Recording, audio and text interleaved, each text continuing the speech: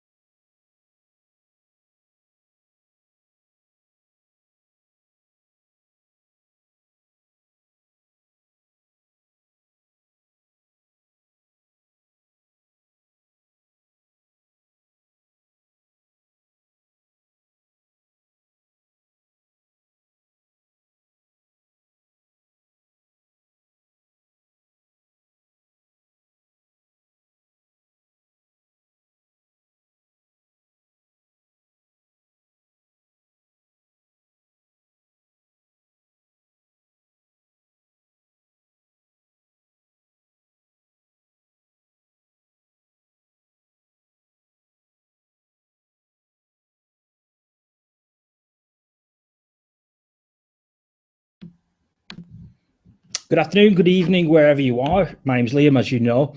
We're just going to wait for a few more people to file in here as we do. Just let me know that you can hear me on the right-hand side there with this microphone, which is a new microphone, the Samsung Meteor, actually. It's a really good one. I tend to have a Lavelle or lapel mic normally. But let me know it's coming through okay. Let me know that you're ready for this. Let me know where you are in the world. We've got people from every corner of the globe, every corner of each hemisphere, you know. Each of those two ones. I'm over in Manchester in the UK here, pitch black outside, and the weather's fairly miserable. Standard December here in the UK, but let me know how you are. So today's Thursday Focus. That's Brandon saying, "Hear you." Great. So tonight is Thursday Focus. Over the last few weeks, you've been hearing a lot from me. You know, hopefully you'll excuse the frequency at which you're hearing my emails and words at this moment in time. It's a big time for me. It's a big time because the pledge is about to run its second course, and I really want you to be involved. And actually, I've just spotted there Andre, who is a previous member of the pledge. Actually, somehow sneaked onto this, which he'll know now that he's probably going to get talk to you about the pledge. But a pledge is really important. It's something that I've not done before, insofar as it's really different. It's me putting myself out there and embedding myself within you and your business. I can put out as much content, as much information as you can possibly carry. However, if you don't put in the action, then what is the point? What is the point in me pushing forward with all this information and this content if ultimately it doesn't happen? What I don't want to do is almost give you an excuse for overlearning, procrastination, because that's what happens a lot of the time when we spin that hamster wheel. When we find ourselves in maintenance mode, that tends to be overlearning. It tends to be over planning, over strategizing about the things that you really need to do. Remember, you did the 9-to-5 thing, you worked for somebody else, you did the work in a business, but that doesn't always qualify you to run a business that does the work. So I'm really pumped, hope you are too. As I say, Thursday Focus is it's a new thing really for me to look at, really giving you a little bit of a challenge, something to think about when you get to this part of the week, because it's quite easy to look ahead to the weekend. But remember, this is your responsibility now to make this work. So again, I'll recap for everybody that's just joining here. Just let me know where you are in the world. I'm over here in Manchester, UK. We've got Brandon here is in sunny, I imagine sunny, Los Angeles, California. Great to see you here, Brandon. We got Andre as well, who I know for a fact is over in Romania. So great to see you too, Andre. So again, as I say, I'll wait for a few more people to file in here and do my best at padding until that time, because the numbers are ticking up nicely and I don't want anybody to miss out, because I'm going to go quickly. It's going to be lots and lots of content and information and ideas that you may or may not have heard before. You, for the most part, won't be putting it into practice. So it's great to put this information out there quickly and give you the opportunity to pick some of it up, give you the opportunity to learn a bit more about the pledge, maybe as well. If you're on the fence about that, then this is a great workshop to be on, because I'm going to tell you a little bit more about that. Don't worry, I'm not going to hit you over the head with it with a huge pitch on it, but I believe in it. It's something that I believe will help anybody. It doesn't really matter what stage you're at. I've had good conversations on email with people who are getting there already. They're already starting to turn those wheels and have good successes. They've been able to get themselves to a point where money isn't the real issue anymore. It's how do you scale? So that is where it comes in handy. It comes in handy if you're just starting out. It comes in handy if you're treading water and you don't feel like you know which way to turn at the moment. The reason it's timed for the first week in January is simply because it's a new year. It's a new start. So rather than make idle and empty New Year's resolutions, why not make one to yourself and to your own business? So we're going to talk about a lot of different stuff here, not just about that. And yeah, so we got Breck here. Hello from Canada. Great stuff. Great to see you here, Breck. I know that we've chatted on email very briefly. We've got Roman, who again I've chatted with you on email also, over in Tel Aviv, Israel. What time will it be in Israel? It's a couple of hours ahead of me right here. So yeah, it'd be 9 or 10 p.m. over there. So good on you for taking it seriously, to be up at this time and be serious about making these steps forward, because there is going to be some action here as I get through, once I got through this stuff here. So we got sorry, the screen's quite far away. So you got Trey here from Columbus, Ohio. Great to have you here, Trey. We got John Howlett from Tampa, Florida. Florida is a place that I've not visited yet. I've been to the US a few times, but never been able to make my way to Florida. But it looks beautiful and somewhere no doubt we'll eventually get to. So we got John, who's in New York, New Jersey area. That's somewhere I have been, both of those places. We got Sue Ball. Sue's in Lincolnshire, UK. So not so sunny, as I know, being not so many miles away from you, but yeah, great to see you. Great to see from you all. Just quickly rush through these. We've got Doug Ward from Washington, DC. And Doug has just signed up for the pledge. I saw that coming through late last night. Great to see you here, Doug. I know that you've been a long-term Freelance Lift Pro member, and yeah, great to see you take the next step. And I'm looking forward to really helping you push forward. Yeah, that's about it. That's Roman just saying it's 2100, so 9 o'clock in the evening. Ignacio is over in Argentina. who has also signed up for the pledge. Great to see so many of you guys here. All right, so let's get started then. As I say, I don't want to keep you too long. I'm going to be here for as long as you need me tonight because I want to help this stuff stick. What we're going to look at here is a little bit of a challenge between now and Tuesday, something that you can really do and put into practice. For you guys that are on the pledge already, then this is stuff that we're going to be doing throughout that, starting in January, but there's no harm in starting that mindset track going right now. So we're going to jump straight into it. As I said, this is Thursday Focus because the last few weeks I've been doing this Thursday Focus. It's a great opportunity really to remind you that the week is not over. You know, what are you going to do about that? Remember, you used to work for somebody else. You did the 9 to 5, you did the Monday to Friday thing. And then you was like, on Thursday, it's almost weekend. It's not that way anymore. It's not somebody else's responsibility anymore. It's yours. It's not somebody else's responsibility to go out and find new clients. It's not somebody else's responsibility to create a good strategy that you're going to follow. It's not somebody else's responsibility to put in place systems and processes that are going to make you be better at what you do. The business, remember, you are a business now. And again, you'll have to excuse me for keep hammering this point home because it's so important. Once you understand that and that penny starts to drop and you start to say, okay, there is a business here, there is a resource, me, there is a skill set and a need to push that forward, a need to make profit, a need to do better here, then that's where you start down this track of really making a difference. So the week's not over. So what are you really going to do about that? What are you going to point to this week and say, hey, I've done something this week that's pushed my business forward? Because if you can't point to anything, then you might find that you're in that hamster wheel. So you'll know the feeling all too well, just pushing forward, spinning, pushing really hard, but without really moving too far forward.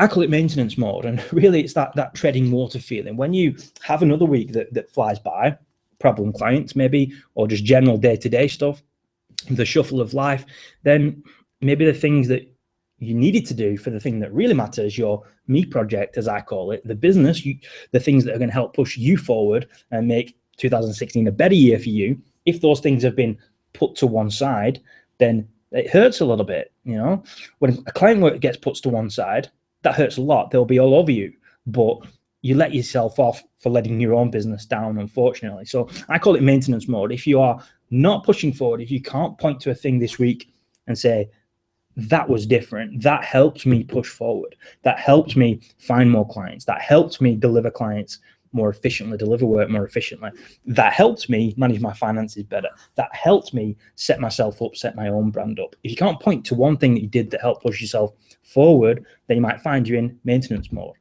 I get it, you know, we're all spinning lots of plates, but you need to prioritize the plates that are really going to make the difference for you and the long-term future, really, the long-term positivity of the business that you have. As I say, it's not somebody else's job anymore. Evolution happens anyway, but it's not somebody else's job to make that happen. When you did work for a 9 to 5, let's say you work for a corporate, you were in-house, you did the work in a business, but it's very different to running a business that does the work. So if you look back at something you did 4 years ago, you might look at it and say, oh, okay, that's very different to right now. I have made improvements anyway. But if you're not being deliberate about that, then you might find that it takes 4 years. You can make real difference quickly just by putting in place a series of ways of working that give you that element of momentum, knocking down small goals regularly and giving yourself that feel-good feeling. You know how it feels to get a goal complete. You know how it feels to achieve something. Why not do it more frequently? So evolution happens anyway, as I've said here. So what we're always going to talk about is making that more deliberate. Let's get more deliberate about it. It's not somebody else's job anymore to do marketing. It's not somebody else's job anymore to do sales. That all lies on you now. And here is a little graphic that I talk about quite a bit. I use this quite a lot because it tells the story fairly simply. You'll get things done when you leverage these 3 key areas. And if you sign up for the pledge, then this is what I'm promising to you. To have accountability, tough love from a sounding board or from a mentor or peers, tunnel vision, just guided periods of focus to get it done. That's why it's 10 weeks, That's why it's condensed. That's why it's formulaic, in an order. And done as a community.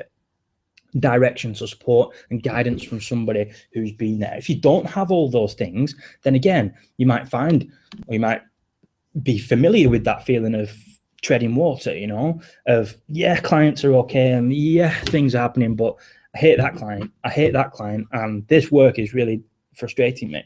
But what that points to is an underlying business problem. An underlying business problem of not finding the right clients, not finding the right type of work, and not delivering it in such a way that gives you pleasure.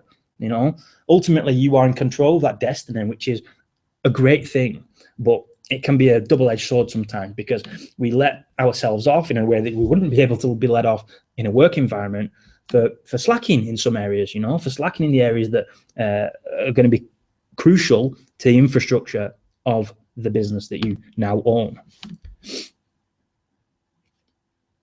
And here's something that I put together. It's a snippet from the book, actually, and I thought it was quite useful to stick this in here, because it kind of makes sense. If you just get 1% better each day, in a few months you'll be twice the person you are today. Get just 1% better each day, and in a few months you'll be twice the person you are today. That's what we're talking about. We're talking about small gains. We're talking about small gains deliberately, and doing it in an order that we can look back and say, that's different, that is improved. I'm really, really happy about this and the way that we're working here. So jumping on to the next one here then. So the power of intent. Remember what we're saying here. We're saying that evolution happens anyway. You know, you looking back 4 years ago, you'll see that there's an element of improvement, of general improvement happening anyway. But what we want to do is put an element of intent in there. Why do we want to go where we're going, and what is the point of it? There's that old saying, you know, that fear is a powerful thing, and that if you can leverage it to push you from behind rather than to stand in front of you, then you've got something that's really powerful. So what intent is that drive, is that passion, is that yearning towards a goal. And again, if you thought you were coming onto this session to learn about the best font size you should use in your freelance proposal, then you're in the wrong place, because what I'm going to give you is straight talking stuff that really, really matters. The infrastructure underlying things that are going to make a difference to the business that you are now in control of. So intent is the first thing. Yes, it's a goal. Yes, it's about striving towards that goal, but it's about doing it in such a way that really is important, you know, putting an element of intent in there as I go on to explain here. Because intent is drive. It's that passion and yearning towards an audacious goal, and intent is what inspires us to keep going even in the bad days. And it's something that I want to instill in you, and it's something that runs right through everything that I teach at Freelance Lift, because I've been there. I've been the person to receive a knock at the door from a bailiff or a repo man in the US, somebody who was going to come and get my stuff, take it away, and that wasn't a great experience for me. So that is why I do this every day. I've got a day job here. I head up Tone Agency, tone.co.uk. We're a 10-person strong now agency here in the UK. And that was the purpose of the book, or the topic of the book, really, that growth to that point. But that all came from an element of intent, wanting to change something. You know, these small differences really matter. So for you, it's about really taking this seriously now, having an element of intent, a drive, and knowing really where you want to go. If you don't ask these questions, though, what are you really looking for, then you'll find that you maybe struggle to get there. You maybe continue to tread water, you know, unfortunately. Maybe find that things are the same now as they were a year ago. That's what I'm always trying to help you avoid, the element of things being the same now as they always were. So what are you looking for? Is it more money? Great. How much? More clients? Well, great as well, but how many clients would you need to be happy? Is it working less? Well, yeah, good. How many hours do you want to work? And maybe it's a higher rate. Well, let's start with 50% uplift. These are all the things that you want to be asking yourself. Otherwise, you might find that you don't get there simply because you're not asking yourself the right question. So I've started off this session here with a little bit of, you know, mindset shift stuff, because, as I say, it's really important to take what you do seriously, take it seriously that you are now in control of your own destiny, take it seriously that there is a business side to what you do, and put in the work that makes a difference, put in the work that helps you get better at all those business aspects. So with that, with the business aspects taken care of, something great happens. You have the element of professional and creative freedom, because we're all looking for the same things, really, deep down. It's that element of freedom, whether that's creative freedom, professional freedom, financial freedom, because that is what brings the good things in life, you know, maybe the material bits, if that's the way that you look at the world. Maybe it's the feel good stuff, maybe it's the spiritual things, but it all revolves around that sense of freedom and having a business that ticks along well and provides you with that revenue, ultimately, that provides the feeds the elephant in the room, the financial elephant in the room, the bills and things like that. If you can get that bit sorted, then you're on the track to being really successful, really powerful, you know. So it starts with asking yourself, what do you want to achieve? Where do you want to go? What are you looking for? If you can get the business aspects of what you do figured out, then you're going to get on the way to hitting that goal, hitting that intent. So we talked about then the business side of things, you know. At the moment, you are a business that does the work. So when somebody comes to you, yes, they understand that you are a freelancer. Yes, they understand that you are a one-person business or a two-person business. However, they will still expect from you a service, something, a deliverable, and they will still expect to give you money. So that transaction that takes place is exactly the same between Google. You know, we're streaming here off Google Plus. Google is a humongous corporation, but they provide a service and they get paid for that service one way or the other. So regardless of how large the business is, there is still a business transaction taking place. So back in the day when you had a job, and you might still have a job, you know, I'm talking to people on email every day here that are still in work, still in the 9-to-5 environment, and looking to do freelancing on the side and break away from that eventually. You still have a business aspect to what you do. So you are, or you were, a person who did the work in a business. Maybe you worked in-house at a place, maybe you worked at an agency or whatever. You were a person who did the work in a business. Now you are a business that does the work. So you need to be qualified to do that. And again, this is not a thing that a lot of people talk about. Yes, they talk about the fact that you need marketing. Yes, they talk about the fact you need to be better at pricing, that you should double your rate or whatever. But what they don't talk about is that holistic, full spectrum, really, of the things that you should be doing. So I break it down into 6 key traits. But before I do that, before I start to look at the 6 key traits, I always ask, and again, this comes from anything, whether it's on coaching or whether it's on email or whether it's in a workshop environment like this, what are you already doing well? You know, speed of execution is a really good trait to get a handle on. If you can do things quickly and you can succeed or fail quickly or validate quickly, then you're going to be on the right path. So have a think about first what makes you different before we talk about these 6 key traits. What makes you different? How have you used that to your advantage in the past? Because the chances are, if you are doing something well already, then that is the one leverage point out of these 6 that's going to make a real difference. Remember, let's talk about 50% as an uplift. I'd like you to be earning 50% more in 6 months' time than you are right now. But it starts with figuring out which of those 6 key traits you can make an impact on, and then putting in place, as I say, the accountability, direction, and focus to make it happen. So looking at the things that you're doing well then, so did you do anything with successful projects differently? And how can you do more of that to deliver projects better? How did you acquire your strengths? Could you replicate that? Could you do more of the things that you do well? So here they are then. Here are the 6 traits of successful freelancers. I'll explain each one. First one is positioning then. So the successful freelancer really understands that clients aren't looking to buy a website. They're not looking to hire you because you can design or write or do marketing or do code or whatever.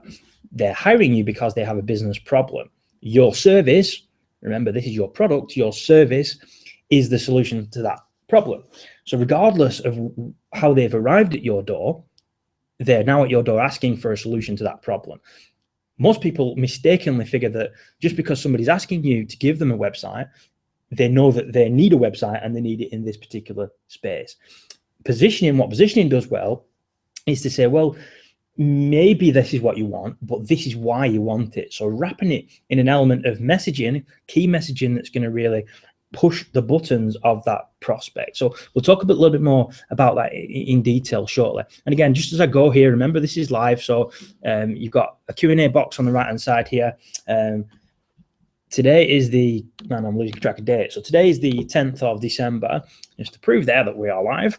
So drop any question as things are popping up here, whether I'm going too quickly in any area, too slowly in any area, anything that's not quite clear, drop it in that Q&A section on the side, and I'll get to it. So that's the first section there, the first trait really of the successful. And again, you can think about even in the context of general businesses, these are businesses that do really well. So the second trait then is that they provide value in their space. They provide value in the wider community to potential clients or peers.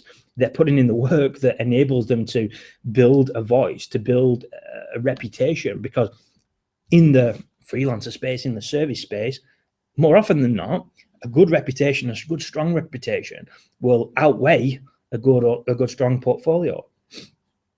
So it's interesting and really impactful to get that right. You've got to be able to provide value in the wider space to command attention. You know, it's a noisy world out there, especially in the freelancer space, where somebody could go to Fiverr, somebody could go to Elance or Odesk or Upwork, as it's now called. They could go there and they could, in 10 words, get 100 proposals from freelancers all over the world.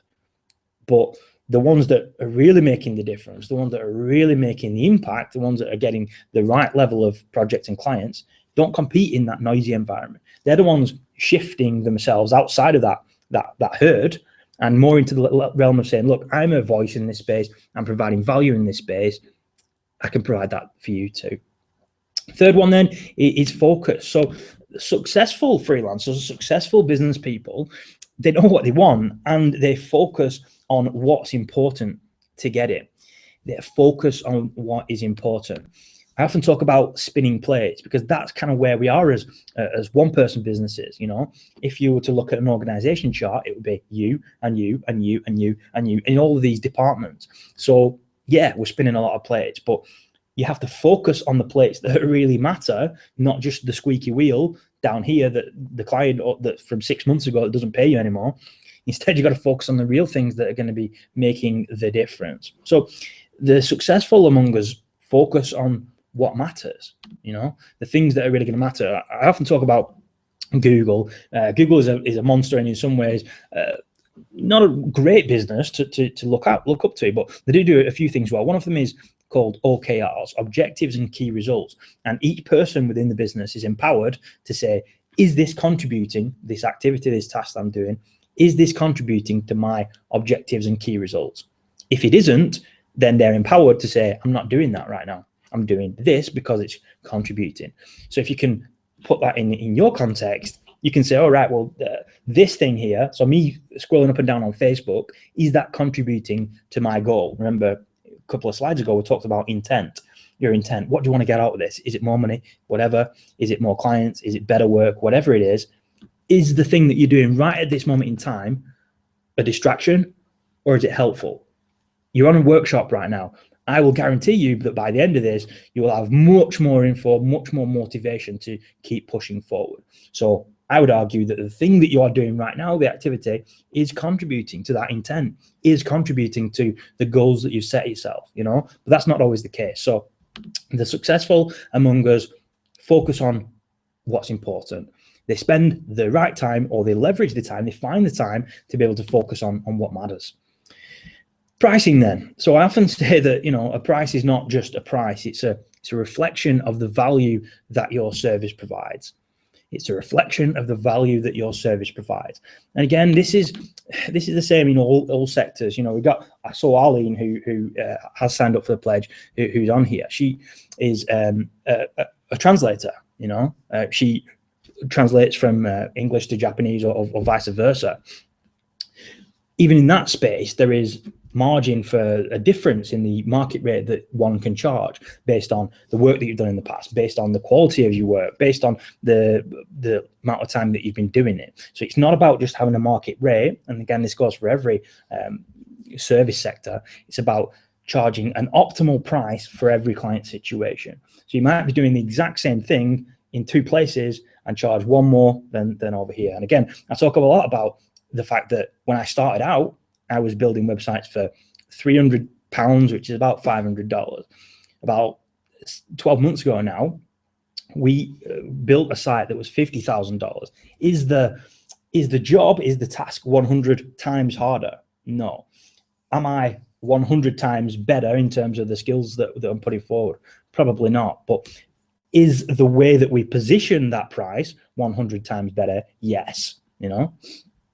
So that's number 4, pricing. Number 4 out of those 6 key traits. Remember, this is a business now. You were hired as a person who did the work in a business. Now you are a business that does the work. So it's important to understand that there are business traits that you need to be better at and figure out what they are. And then you need to figure out how to go and get better at them. Number 5 is desire.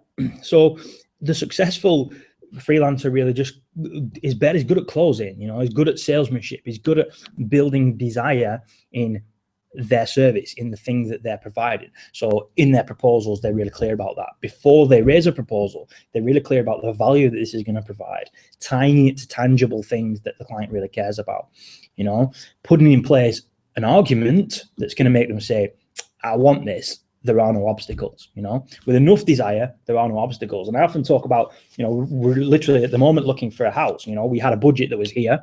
We started to see other houses that are nice, and the budget crept up a little bit, and it creeps up. So a budget is never really a budget. What it is a reflection of how much you really want something, So we're probably going to end up spending 50% more than what our original budget was, just because we desire it more than the other ones. Really important to understand desire, because it works for your services too. If you can put a strong argument out there that's going to make people say, all right, you got me. I really need this. This is going to help me do X, Y, and Z. Then you're going to be in a really strong position. And the final one is longevity. So the successful freelancer, the successful business person, grows long-term, mutually beneficial partnerships. It's vitally important to ensure that, because freelancing is an up and down roller coaster game, that you are putting the work in that ensures that you don't just wave goodbye to a client. It's much easier to sell a client that already has bought from you, that already likes you and knows you and trusts you. Much easier to sell them again than go out there and find a new one. So why don't you put in the work to make them have a great experience before, during, and after the project, such that they can't wait to spend with you again? And why, again, don't you then reach out to previous clients to say, hey, this was a great thing that we did here. I've also had this idea about that and that. Keep in touch with people, make it easy for them to buy again. Successful freelancers, successful business people understand that. There's an element of longevity there. If you can get that working, then again, it's going to flatten out those peaks and troughs. I talk about in the book, actually, there's an example of something at Tone here, where we are saying, where we had a client who spent £6,000 at the time, which is $9,000 on a website. If we would have done an okay job, they would have gone, yeah, okay, that was good, and we would never heard from them again. But because we did a great job, because we made them feel great before, during, and after the project, they've gone on to spend £100,000, which is about $150,000 over the 2 years that have followed.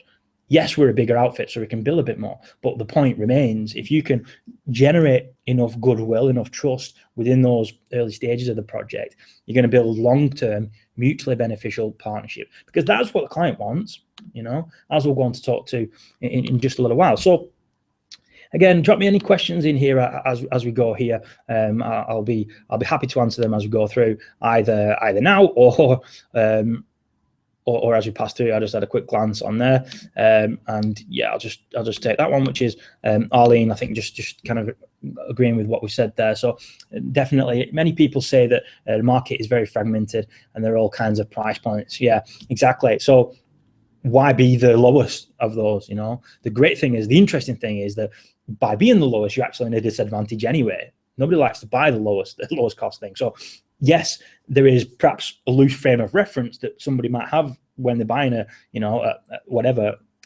even a table. I don't expect to pay £100,000 for this table. $100,000 for this table. So there is a frame of reference, but it's very different to a market rate. You know, you can sell right the way through that spectrum. So there is no such thing as a market rate. It's about how you frame that price. So what I wanted to do now, as we get about halfway through here, is to focus on one of these. And this is what the challenge will be for this next few days. Remember, the week is not over.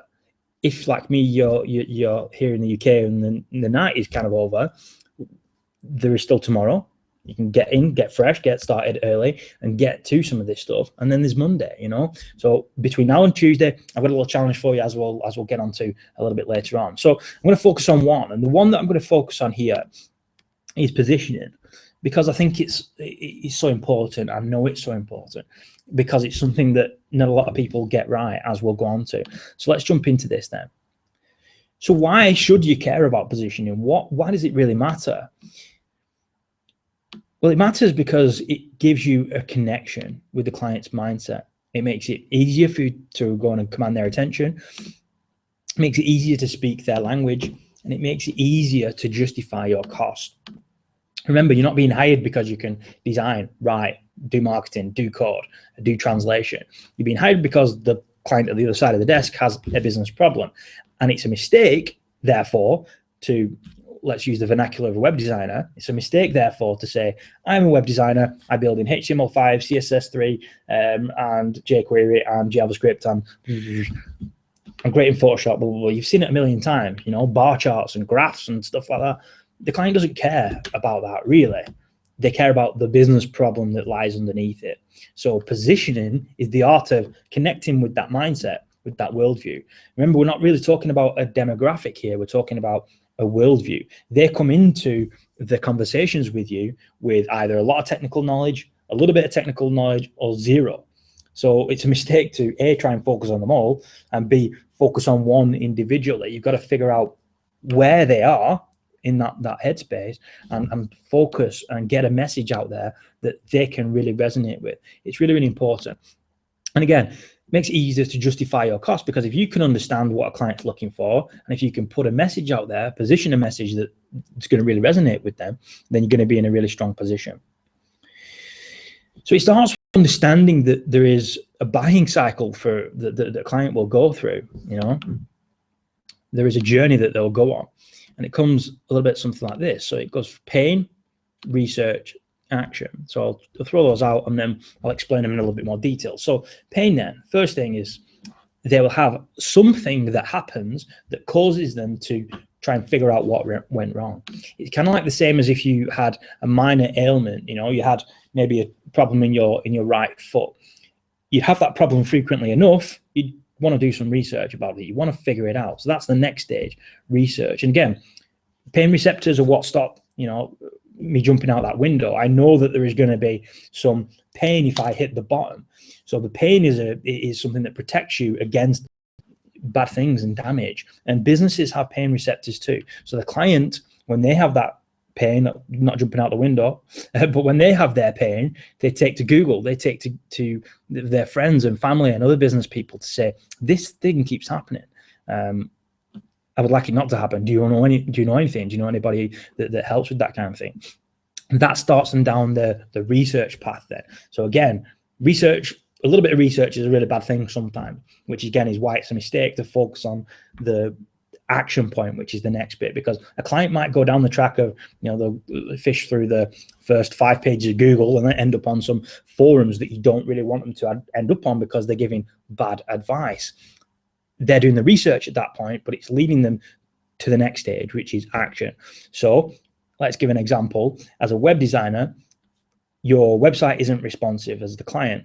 The client then says, oh, well, Bob, this person who's their customer, keeps visiting the site. He was trying to place an order, but he couldn't do it because he was on his smartphone. So that's a pain. It happens again, and it happens again, and it happens again. That's a real pain. So then the person, the business owner at the other side says, I need to get this sorted. I need something that's going to help me sell on mobile, that's going to help people view my site. So they go to Google and they figure out, right, okay, maybe I need a responsive website or a mobile website. And then they take the action.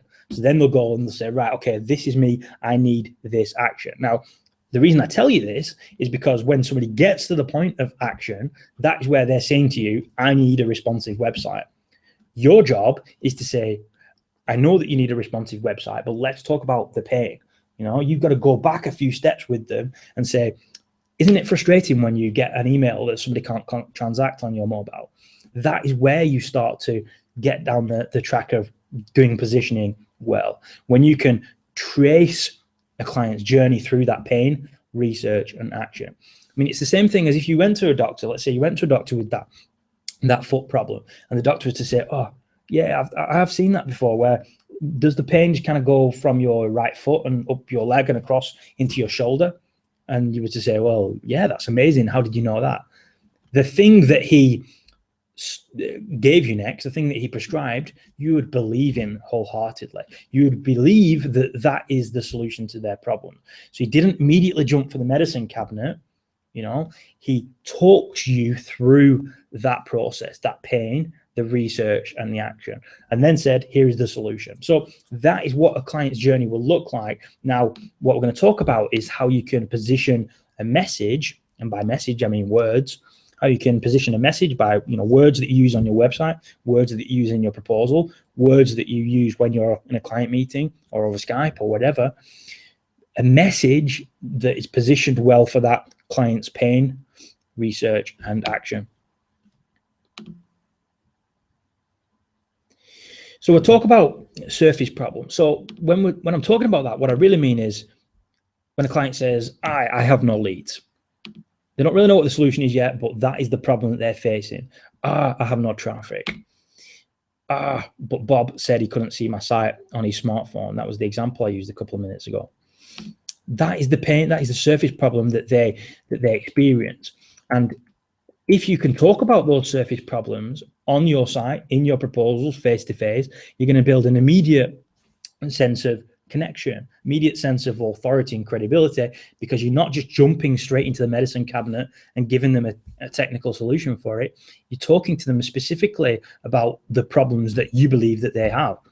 So what is their surface problem? When you think about the clients that you have, what do they feel? When they're at the pain stage, what do they feel? What is the surface problem? What is the thing that gives them that little bit of pain that may start them down the track of action?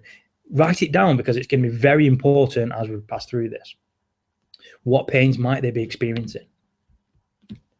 Because pain is a trigger, as I've said. It triggers that element of action. So what is their trigger? What is the trigger of your client?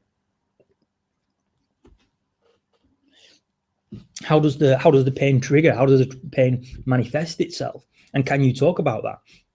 If you can talk about that again as per the doctor example that I just gave there, if you can talk about that on your website, talk about the trigger, the pain that they're experiencing, talk about the surface problem, the things that might have already tried, you're streets ahead of everybody else in terms of the landscape in the freelancer world, because most people are talking about the end result, the action point, so they're talking about, let's say, for example, as a content writer, I will write you this much copy and it'll cost you this much, instead of saying, you're probably figuring out now that hiring a copywriter was probably a good thing to do early on. You've tried not having a copywriter and you're finding that people aren't really resonating with your copy.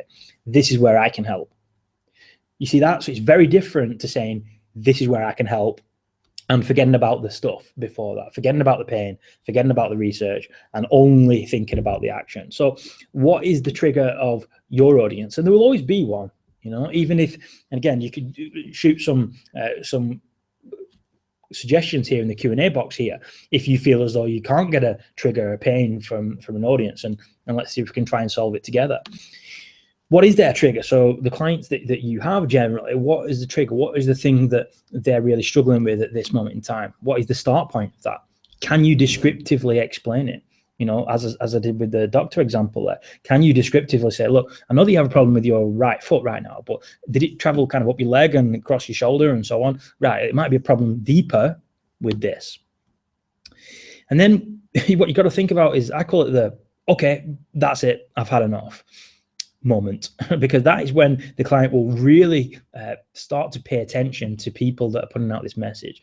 Remember, sometimes when it gets to the very end and they're taking the action, it might be too late for your message, which is why it's important to have to be putting out value in the wider community. If you can build a reputation for solving that problem, let's say you're the person that's talking about how to remedy it in that research phase. If you can put yourself out there as a voice, then you can get to them before they reach that, okay, that's it, I've had enough moment. They're going to go out there to market, and maybe or maybe not you'll get pitched. Remember, there are 1,000 other freelancers a client could choose. So it's in your interest to do the very best that you can to make sure that you are really the only choice.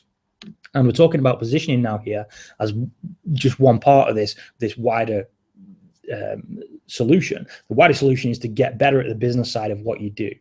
I break it down into 6 key areas, and what we're focusing on now is the top part, positioning. How do we get a strong message that a client can resonate with? And you got to understand the power of framing too. So when I talk about framing, it's really descriptively explaining the difference that your service makes. I can't go into too much detail right now because I've just glanced at the clock, and yeah, we're running way behind, but hopefully you'll stick with us here. All right, so desires, beliefs, and fears, as I whip through these here. What drives your client? Ask yourself these questions about your client, regardless of whether you have many clients at this moment in time. You'll have a sense of what drives them. So what are their fears about getting this wrong? Because if you can use that in your proposals, in your web copy, in the words that you use, face-to-face or over Skype, you're going to be in a much stronger position than your peers are. What do they think they need? If you can again wrap that into your messaging, what do they think they need, and why are they not too right about that? And remember, as I say, I'm going quickly here. In the pledge, what we do is we break all this down for your specific needs, and we say, right, well, what's the headline going to look like here? What is the next paragraph going to look like? Right, okay, well, what colors might they be more receptive to? We start to really break this down. But what I wanted to do was give you a quick overview here of the things that you should be doing. You can do within the next couple of days, as I'll go on to. But start asking yourself these questions about your audience, about the client that you serve. What drives them, Because we're speaking to a worldview, not a demographic, as I've mentioned. So a client isn't necessarily, AB1, female, age 35. It's rarely that way, but what they do have in common is that they think a certain way for the most part. You need to be getting really specific about who that client actually is, which is another session entirely, but you got to remember that they will have common threads. Pain is what drives them. You're not being hired because you can design or write or do marketing or do code well. You're being hired because the client has a business problem. So their worldview at that point is, I must get this business problem solved because of this. So if you understand their drivers, then you can put together a message, as I say, in the words used on your website, in the headlines that you have, in the proposal that you put forward, in the words you use, in the meetings that you have. What drives them? And then what is the victory point? Again, too many times I see this, that it's just not mentioned. It's crazy really when you think about it. If you are only talking about the project, if you're only talking about the fact that you are a web designer that does HTML5, CSS3, jQuery, and is proficient in Photoshop, then is that going to make the client excited? No. What makes them excited is the fact that you're going to change their lives, even by a fraction of a percent. If you are changing their lives, which you definitely are, you're making their life a little bit easier, you're saving them time, you're saving them money, you're making them more money, whatever it is, you are changing their lives just a little bit. So what is it? What's the victory point? What can you point to and say, look, client, here is you in 6 months. Here is what it looks like. Here's what it feels like. Here's what it smells like. This is the victory point for you. And with my service, I really feel as though we can get there. That's a very, very different way of speaking than I will build you a website, or I will do you copy, or I will translate your stuff. It's very, very different. And this is what I always talk about, to say, right, what is the victory? When they look back in 6 months at a successful project, what will they be saying at that moment in time? Think about it in the client's language and the client's worldview, and put together a message. So again, ask yourself these questions. What is their victory point? So regardless of what you do, you change lives. So you can start to talk about this, and the way that you start to get down that track is to say, well, how have you solved that problem before? How have you solved that problem before for other people? Because you're going to instantly get them to say, oh, okay, that makes sense. They can solve that problem for me as well. And then, so what? What difference did that make? You've got to put forward what the victory point is. It's going to be really, really important. And then finally, then, how do you relate? So why should I listen to you? So somebody hits your website, somebody receives your proposal, somebody happens to find you on Google. You got to tell them why they should listen to you. They don't really, really care about whether you're great at HTML5 or CSS3 or jQuery. Maybe they are if they're looking for that specific service, but for the most part, they care about solving that problem. So they'll care about the pain. They'll care about the research. They'll care about the surface problem. They'll care about the victory point. They'll care about their desires, their beliefs, their fears. They'll have a certain worldview. Your job is to wrap all of that into 500 words. Put that on your website. Put that on proposals. Put that out there as just the way that you speak about things nowadays. And you'll be much, much more successful, simply because the client will say, wow, nobody's ever spoken to me like that before. Nobody's ever explained it to me like that before. And if you can do that, you can put yourself head and shoulders above the thousands, millions even of other competitors that you might have.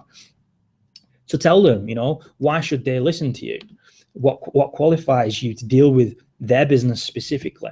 How have you helped others like them? And what do you have in common with them that's going to really help this project be a success? And there's a big difference. And this is where hopefully it'll start to sink in. Just a few words here. So you can say, look, and you'll probably have seen this on a million freelancer websites. Oh, you're looking for a writer? Great. I write 100 words a minute and I can have it back within 3 days. Is that going to inspire a client? Is that going to make them feel excited? Is that going to make them rush to grab out their wallet? What if you said, I guess you're realizing now that not hiring a qualified copywriter was a mistake. Maybe the interaction on your site isn't what it needs to be. I'd like to show you how to fix that. So can you see how by just reshaping, reframing that message, the positioning, which is one of these 6 key traits, you're going to be in a much, much stronger position. Here's another example. And you'll have seen this a million times before. I'm a full stack developer based in location, helping with Rails, building web apps, HTML5 and CSS3. They will see that all day, every day. You're not the first person a client will visit, not the first website a client will visit. So it's important to make sure that you stand out among that herd. What if you said something like this? How robust is your site? Maybe you're finding the slow speed and shaky structure is hurting your business. Or maybe your current developer has fallen off the face of the earth. It's probably why you ended up here. Can you see how those two statements are so different, that one will completely attract the attention of a client and one will make them completely glaze over. And again, it might feel as though when I read that there, that it's a little bit infomercially sort of thing, sort of sounding, but it's really attacking that core sense of what they want to get out of this, which is why infomercials are so successful, which is why that whole industry is so successful, because they hit upon the right areas, the things that people really care about. And it's not exclusive to salesmanship. It's not exclusive to advertising. It's not exclusive to infomercials.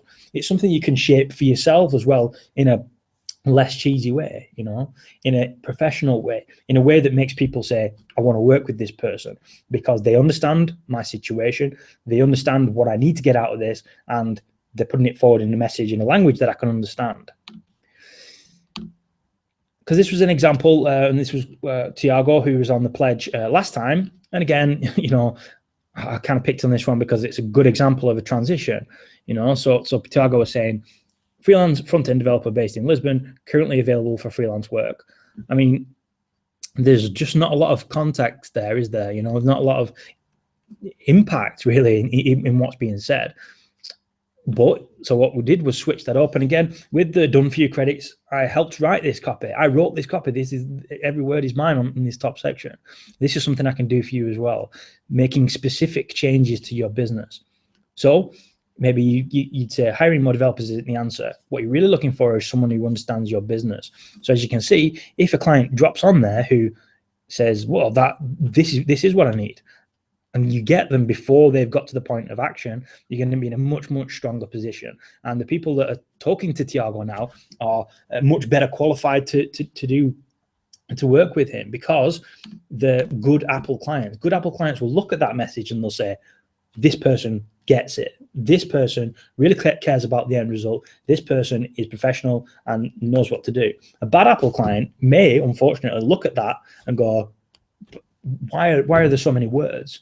I just want to know how much it is, you know? So at the same time as you're attracting good apples, you're repelling bad apples by doing positioning well. And again, that's really, really important, something that I bake into everything that I do. Just figuring it out, that positioning is so important. It's one of those 6 key areas, as I say, and in the pledge and in everything that I do at Freelance Lift Pro as well, we tackle those one by one. And that's it. So most won't heed this advice. And this is a good example as well. Good example of kind of the 10% who say it differently, you know. Are you going to be one of those 10%? Because most people, 90% of people don't. 90% of people will say stuff like, we specialize in building websites. Well, guess what? So do 891,000 people. And that's a Google search, you know. Some people will say, 90% of people will say, content writing expert. I am a content writing expert. Well, guess what? So are 635,000 others, you know, and that's on Google search there. So will you be in the 10% that say it differently? Or will you be in 90% that say it like everybody else does?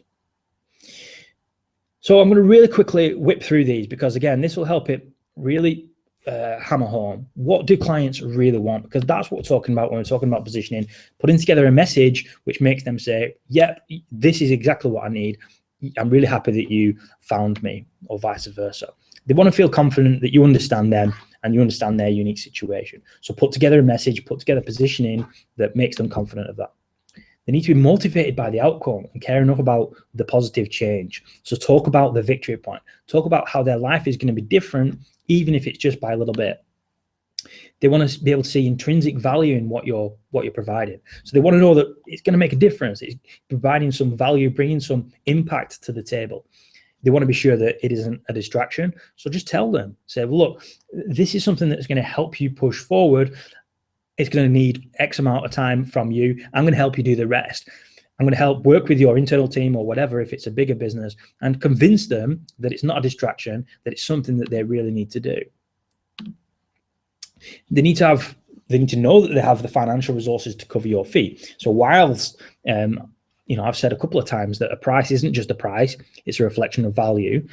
They still need to know loosely what you're going to be billing, so you can start to talk to them in that language. Say, look, I've built websites in a website vernacular. I've built websites that are $1,000, that are $2,000, and are $5,000. Whereabouts within that range do you find yourself?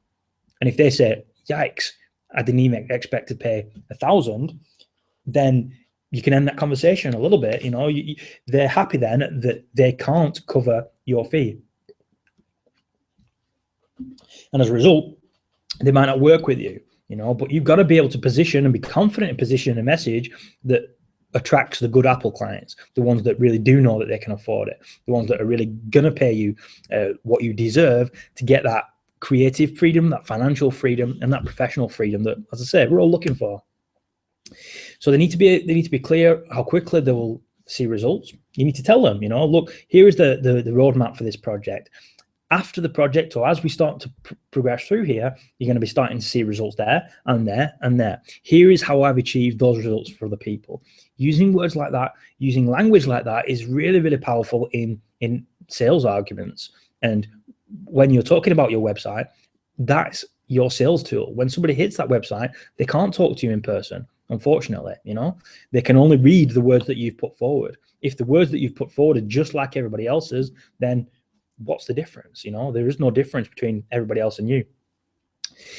Number 7 out of 8 here is that they want to feel part of the project and know enough about the technical fundamentals. So you don't need to go overboard on the technicals, but tell them how it's going to roll. Tell them how it's going to work. They need to feel like they're part of that. And they want to feel a sense of recognition after the fact. So tell them, you know, if you, going back to that, the website example, you can say, well, look, in 6 months' time, you can have lots and lots of Bobs visiting your site and all buying from their mobile device because you've got a great site. And everybody within the business is going to be really happy about those sales going up, especially from mobile devices.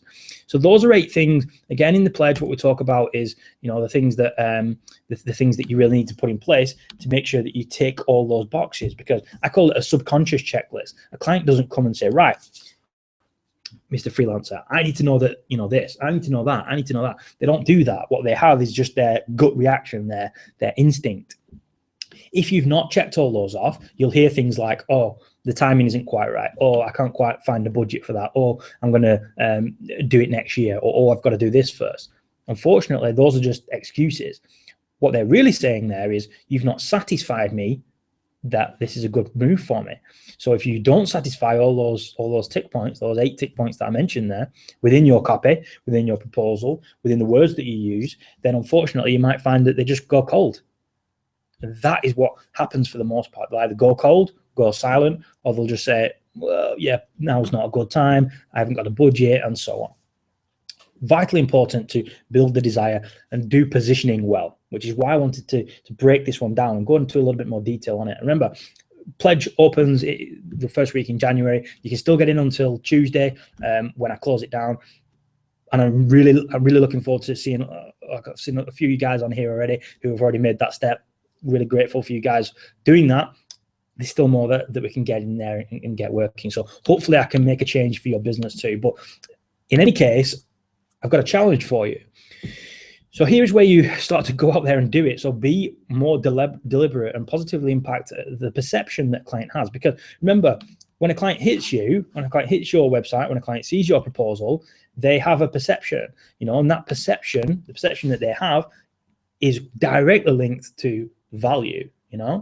It's the same reason why if you go to a Bentley garage, for example, you got very smartly turned out salespeople, and it's a completely different environment to a Ford garage. No disrespect to anybody that's got a Ford here, but the two are very different. It's a very different environment, and what that is to give you is that element of perception. I had another example there, but I'm not going to do it because we don't have time. Challenge. Okay, so here's a challenge between now and Tuesday. Something that you can do. It's something that's not going to take a lot of time. Number one, take a screenshot of your current site or one of your touch points. So a touch point is an email that you send to clients regularly, a proposal, something that a client will see. So it's something that has your mark on there as your brand. And then what you want to do is take advantage of these ideas. I'm going to send you the slide deck for this. Don't worry if I've gone too quickly. I'm going to send you the replay link also. Everybody that's on this session now will get that. So take advantage of these ideas and change that up. So what I want you to do is to send me an email at liam@freelancelift.com with a different headline, with a different bit of copy on your webpage, with a different first section of your proposal. Think differently about the words that you use, the positioning that you put forward, the perception that a client has of your business. And the prize for this on the session that we'll do on Tuesday is a scholarship to the pledge. I'm going to do one of these. So one person will get on with absolutely no cost, simply because they've put in the work. That's the first step. If you can put in the work, if you can do these steps, then I'm willing to give away one place. But that's only one key area out of 6. I want to help you tackle them all. So if you use the discount code here, workshop, and until Tuesday, I'm still offering the pledge, you're going to be able to get a 6-month payment plan on the tier 1 and the tier 2 package. So this is the community and self-guided package, which gives you 6 months of Freelance Lift Pro plus the 10 weeks of pledge for $79 a month, which is different to the 3-month package at this moment in time. Represents unbelievable value, and with all these, there is an element of refund. Within the first 3 weeks, you can take every penny back. So if you want to dip your toe in the water, check out these first 3 weeks, then that is what I would recommend to do. Get in there, start this process off with a 6-month plan. If before those 3 weeks, you're not happy with what you got, you're not happy with the prospects of really pushing forward with this, the prospects of the benefit that pledge can have, then I will gladly give you every penny back, because my job is, and that's why I pledge, my pledge to you is that I'll do everything in my power to make this viable for you as an investment. You're a business now. You should see the need to get better at the business side of what you do. You should see the need to invest in yourself, invest in the accountability, the direction, and the focus that'll actually make it happen, especially coming up to a new year. So that's the community and self-guided one. Then the Mentor Plus, which actually represents by far the best value, because you get an initial session with me. You'll get a session which will talk through one-to-one, person to person over Skype. You'll see my face. We'll talk specifically about the things that make you tick that you might not be as comfortable talking about in the open. That's $139 per month for 6 months. So that includes 12 months of Freelance Lift Pro. Now, the very top package is more or less full, and the very top package gives a lot of me time. If I can explain the difference between the three, the first one, predominantly self-guided and working with everybody else that's on the pledge. The middle one gives some time with me in the first week. We'll get you a custom game plan. We'll ensure that you're working on the right track, and I point you to the bits that are going to make more sense to you. And then the third one is where I'm embedded in your team. So if you want to talk about a little bit about payment plans for the third one, I can talk about that, but it's not going to be more than 3 or 4 months really, because there's so much of my time invested in it. I'm putting myself out on the line. I'm going all in to ensure that it's a good idea for you to be on it. If I did that and then 6 months down the line you'd stop paying me, then it's not a great place to be in, from a financial point of view. So I'm only doing it on those first two. If you're really eager to move into that third bracket, that top bracket, and work with me more directly, you've got 4 coaching sessions in that. You got the coaching session at the beginning, a custom game plan, all this stuff that ensures you will not fail. Hence, it's called the no fail package. That represents the best impact, the biggest impact. But I appreciate that $14.95 is not pocket change for most of you guys. So reach out to me again. Ask me any questions in here about the Q&A in the Q&A section here about pledge. I'm here for as long as you need me here to talk about that. I might do a quick walkthrough of the page as well if I can see the numbers are still there. It's not dropped off a cliff, which is good, which shows that you at least are listening to the things that I'm saying. Hopefully I've sat here talking for an hour here. I'm not doing that for no reason. I imagine a world where the small ones, the freelancers, the solopreneurs, the small agencies, are the ones that make the real impact, are the ones that are the real strong businesses in this economy. My hope is that Freelance Lift and the things that I do is the missing piece, is the piece that helps you get that epiphany moment, that aha moment that says, right, well, I need to be a business. I need to get better at the business side of what I do. There are 6 key traits here. I need to get better at all of them. If you do, and if you follow the things that I'm putting forward, I've seen people double and triple their income. I had an example. There is an example on that page with Jake. And since I wrote that, or since we kind of wrote that up, he's gone on to bigger and better things, So Jake is, at that time was earning $18,000 a month, and he'd come from earning pretty much zero, and actually there was, I don't know whether Levi is on the call here, but I've had I had an email from Levi, and sometimes I hear these stories and I don't even know that, I wouldn't ever even know because people don't tell me, but he basically said, and I'll have to dig out the email, you would never believe me because this sounds so cheesy, but he basically said that he was virtually homeless, and hopefully he's on the call here and can corroborate this story here. He was on the call, he was homeless virtually.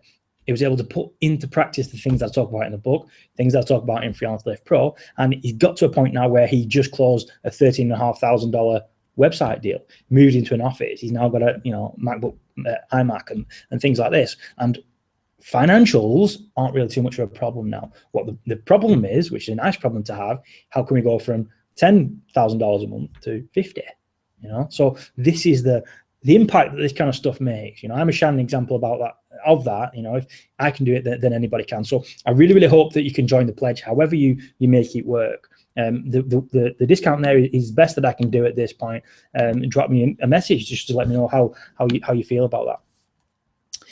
And as I've said here, you did the work in a business, and I'll show you how to build a business that does the work. That is my pledge to you, because it's not somebody else's job anymore. You're going to need to get that accountability, direction, and the focus that'll make it happen. And that is what I promise within Freelance Lift, the pledge. So with that, I'm going to jump into some questions here. I'll just grab a quick drink. Let me know how you found that as well. You know, as you'll know, I talk a lot to camera. I'm not a script kind of guy. I hope that, you know, that I have enough of this experience to roll off the tongue to be able to teach you this stuff, you know, so I don't run off a script, which means that it can flow in any which way. But hopefully I kept on track. Hopefully you found it useful. So we've got a message from Roman here. All right, cool. So hi Liam, let's say the client does have a problem and you describe his pain, show him testimonial, show him that you're a top-notch professional, but he still doesn't want to invest the funds I want. Well, the good thing is you might have asked that before I got to the point of talking about desire. So I always say that with enough desire, there are no obstacles. So what I tend to say is if you put forward a price and the client just disappears, you know, they're really happy with things that, you know, things that are happening at this moment in time, and they say, yeah, send us a proposal, and then you hear nothing. There's a problem somewhere with the amount of desire that you can put forward. So I separate into a few areas, which I'll go on to just very briefly now. First bit, you've got to talk to them, you've got to educate them. So education is the first area. If you can educate them about the things that you're doing, about the problems that they're having, the pains that they're having, and really describe that to them, then you can take it to the next point of differentiation. So differentiate yourself from everybody else that's in the field and make them realize that really you're the only person for this role. Then you take them through a period of transition to say, right, well, we've talked about really how this pain happens. We've talked about why I'm different and how I've helped other people like you before. Now let's talk about how I can offer this as a service. That's the transition point. And then the next point is discover it. And then if you can talk to them about starting the project, about the things that are going to happen thereafter, then you're going to invest them in the project actually happening. The further you can get down that sales track, you know, without really putting a proposal forward, the better. What I talk about is taking a sale from being probable to being possible, to probable. It's possible. So you got, I'll start again. When you have a client there and they come to you and they've got to this point, the sale at that point is possible. There's a possibility, a slight possibility that they might buy something from you. If you take them down all these tracks, you know, you want to be sure that the sale is probable.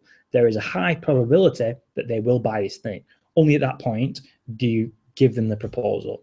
Now, that might sound like the scenario that you just laid out, that there is a price objection. And again, a price objection really only comes from either thinking that there's not enough value for the price that you're asking, or they simply don't have the money, which is why I always talk about there being sort of three ways that you should grade a client. They need to be able to pay, accessible, and ambitious. If they've got all those things in there, then price shouldn't be an issue. And again, a good tip is to be quite open with it from the outset if you're unsure, and say words to the effect of, yep, so recently I've built websites for $1,000, $2,000, and $5,000. Whereabouts within this range would you be most comfortable? And if you built enough value to that point, then they will either say, well, yeah, somewhere between 2 and 5, and you know, good, they're going to buy at some level.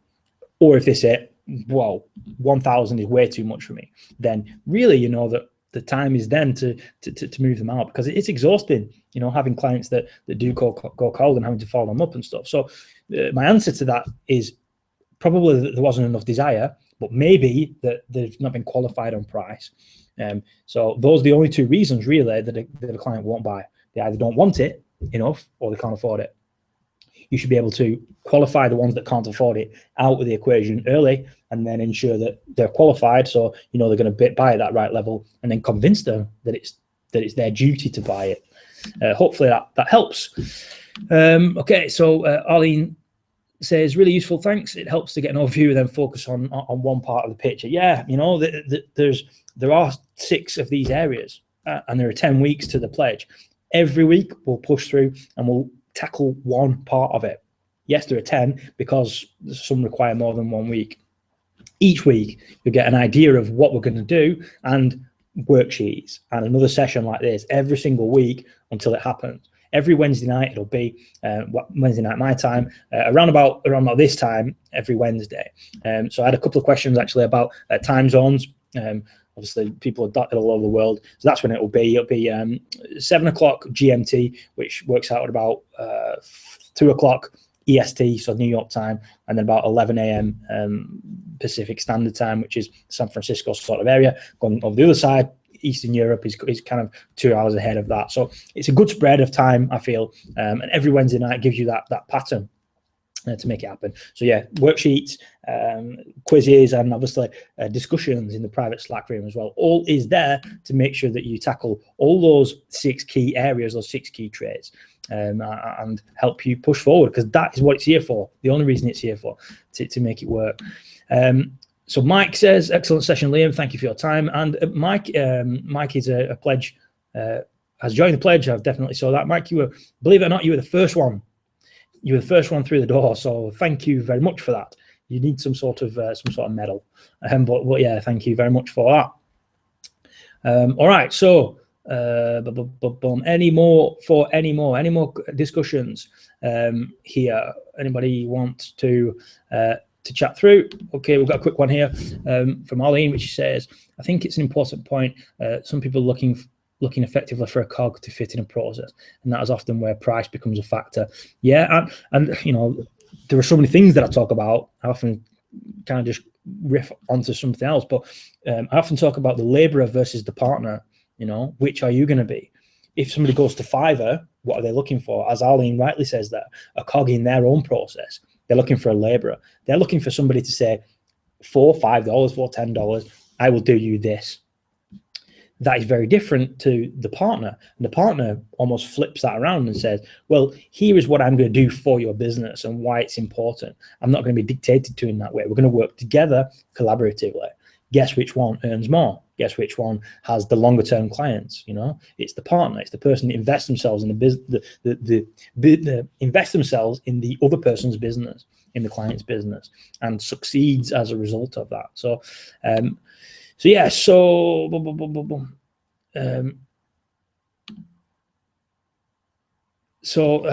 Breck says, sorry, I missed it. I don't know whether that's referring to something I said or something, or something about not working on mobile. Yeah, there is going to be a replay anyway. So if you did miss anything here, you're going to get a replay. So, so hopefully that will solve that. And yeah, let me know whether you're going to jump in on pledge. You know, let me know whether or what is stopping you at this moment in time. What is stopping you from getting better at the business side of what you do?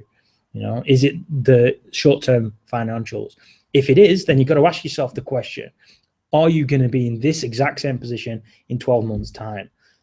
Deciding whether to push the button on that, you know, having achieved the similar amount that you've achieved this year.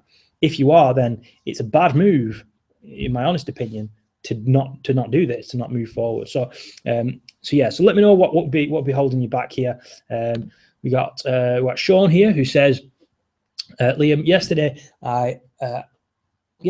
an agency I was subcontracting for refused to pay my invoice. I ended our arrangement. Instead of sitting on the site, I decided to pitch directly to the client.